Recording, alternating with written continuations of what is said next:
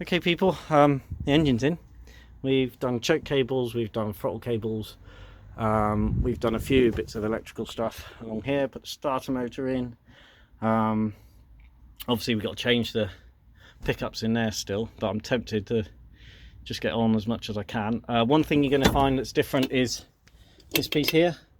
This is the piece that holds your frame on. Well, there's a pipe coming out with a coolant hose on it, so we've got a few issues there. So I'm just going to take it out, cut it, re-weld a T, re-weld sort of like a hump in it, and then weld it back together so it drops down over so these line up. But I got pissed off figuring that out because I need to put it next to my other one. Engine mount bolts. So you got the front ones, you got the back main spigot. Okay, so now yesterday's one, we had a few issues with these top hats, as I call them. So it's just a bush that goes through the back of the engine here. So it goes in there like so. Now if you notice with this one, this is the one that came out of the new engine, and there's a difference in size. So the problem we've got also is not just the outer, the inner. Now this is a lot narrower. So what I ended up doing was, I'll put a photo up with this video as well. What I ended up doing, these top hats live in there like that. So that's where they live, in the back of the engine casing. So what I ended up doing was taking a piece of McCulloch strimmer, the long handle, I cut a slice down it, put it on the wheel, ground it, and then sleeved it on to one of these. Lagged it up with grease and it popped straight in. Okay, so that was that one it's just there to fill the gap. So it's shimmed up nicely. Now putting this swing arm in, easiest way to do the swing arm, take your pry bar. Okay, first locate it with a couple of screwdrivers. That's what I did, couple of screwdrivers each side to locate it as best you can. Place your pry bar in the adjuster on the back, and then you can lift it up and down and wherever you want it, and forward and backwards, while at the same time, I would have done the video but obviously too many hands, at the same time it's giving it a little, and I mean a little taps. Okay, so I lagged the first 4 inches with copper slip. Okay, and just located it first in the swing arm, then use the pry bar in the back there to do the jiggery pokery, just to get it lined up. Now I then went all the way through, obviously just wriggled the engine up to meet it to go through for the engine. I then came over here, took my pry bar, placed it in and under. You can't really see that because I'm a bit shit on me filming. Where are we? There. Right, so in there, underneath there, and then onto the top of the swing arm. Hopefully you can see that. Onto the top of the swing arm. Okay. There's progress. It's in and on the top. And then what you can do is you can lever the other side up and down while at the same time tapping it. Okay, so I tell you what I would like, if anyone fancies putting some photos up, is where all the pipework goes, where the location of that coil is. I think it goes underneath, but I haven't got enough room now because it's a different engine. So that's one other difference, is that coil goes in there. Oh no, oh look at that. Well, I was going to ask for some pictures, but it obviously does go in there. That's a bit bloody tight now though, isn't it, to go around there. There we go, loosen that one. Okay, so that goes in there, plugs in there. I've obviously got a temperature sensor that goes in something up further. I'd love, if you could, because this is the newer engine, if any of my transalp people are watching, can I have some pictures of where all these tubes, obviously that's a fuel line, I don't need anything help with that, but I've got various tubes here that obviously go into the air filters.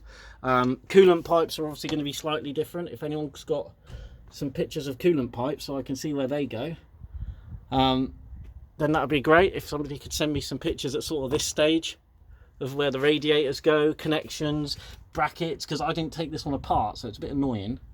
Lucky I've got my old Alp there that we can use. Another thing with the chain, because I couldn't be asked to break the chain, it's a brand new chain and sprocket, which is the reason why I bought it.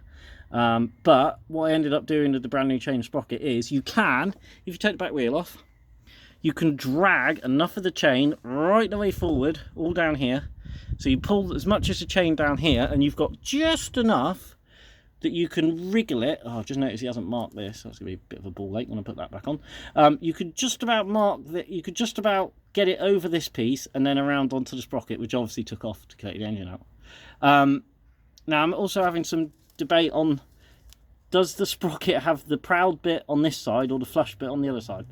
That's the way I've seen pictures. But if you could just let me know that I've done the right thing on the sprocket and having the proud piece that way, that'd be great. And again, yeah, any pictures of coolant. And so far, it's a good fit, guys. Like it's a good fit. So I'm quite impressed. I've got one more bracket to put in, but that's in situ. So I'd just like some pictures now of cooling pipes and various other stuff. So hopefully this might help anyone else who wants to put a newer engine, because this engine was, people did ask why have I gone down the route of doing this and not putting another engine in. It's about 320 quid for parts for the other one. So 2 timing chains, piston rings, 2 valves, headset, lower casing gaskets, head gaskets, and you've got to still take the engine out to do it. So I then searched around. I found one for £400. That's the only one I can find. But I did find this one down the road for 140 quid with she also had 20,000 mile. Now also everything I touch and put back together has got either Vaseline if it's rubber, okay, or copper slip, okay, because bikes don't have a good life a lot of the time, and it annoys me when you come to take something off and it snaps. So everything, if you see, copper slip or Vaseline. All these have got Vaseline on them, on these rubbers, because I've had hellish issues getting these out. That chrome coolant pipe, that's got a load of copper slip and Vaseline on it, because of course no one's going to get in here once all fairings are on. Again, the connection under there got Vaseline on it. The bolts that hold the starter motor in, copper slip. There's an O-ring on here, Vaseline. So that's the way I roll, as it were. And you can see how much copper slip's in there.